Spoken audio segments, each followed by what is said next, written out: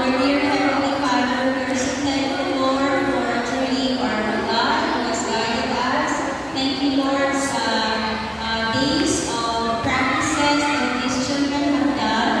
They have done their best so that they can show their love and appreciation to their teachers. Thank you, Lord, for giving them strength. I pray, Lord, that you will continue, Lord, to be with these pupils as they continue, Lord, to study in this institution. And even for our teachers who will also do their best, oh God, even in educating these pupils so that they will be able, Lord, to become responsible citizens and they will become better professionals, oh God, in the near future. So, Lord God, thank you as well for the parents, Lord, who have taken their time, Lord, for this event for our teachers. Thank you also for their love and support for their children.